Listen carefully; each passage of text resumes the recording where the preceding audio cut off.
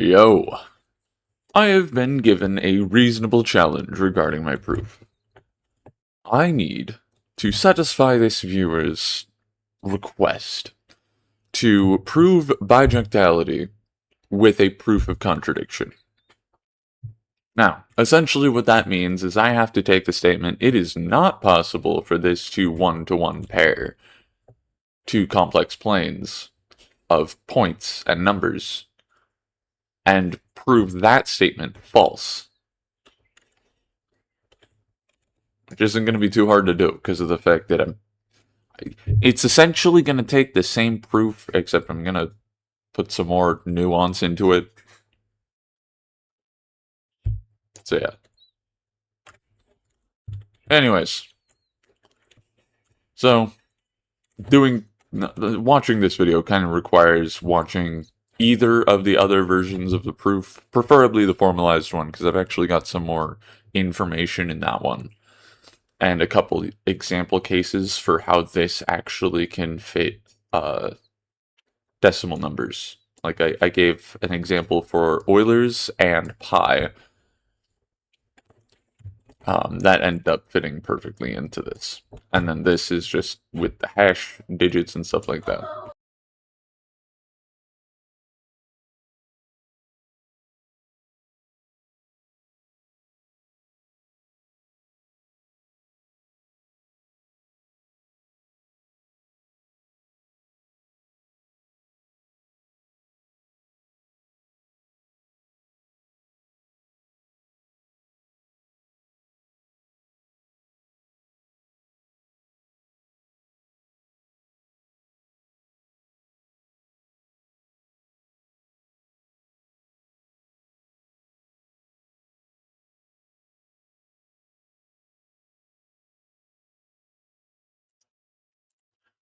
With diagram built, I can actually now get into the disproof. These are the two cases that are assumed in the contradiction, i.e. two different numerical representations of that can fit into one of these little lines here, and also two of these lines can also tie to one numerical representation. However, in both cases, it's not really feasible for it to make sense, given the fact that the way I turn this into this is by moving the digits around instead of performing any mathematical wizardry. So, in these cases, to get this, both of these numbers would have to move in the same way to result in the same number. But if any of these digits are different, it's not going to result in the same number. And the same thing for this. With this would be two integer representations translating to one number.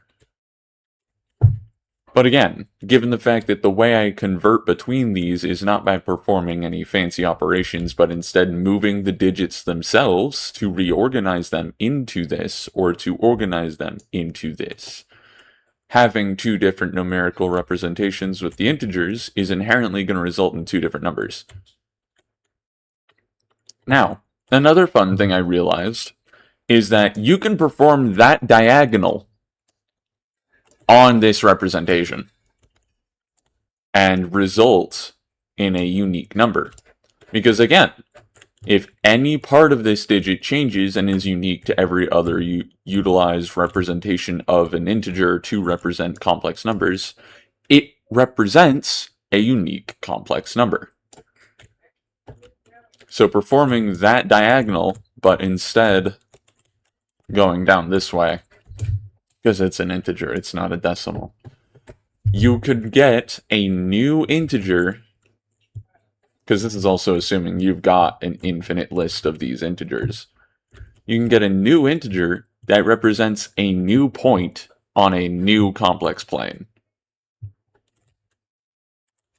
Ain't that fun? Okay, bye!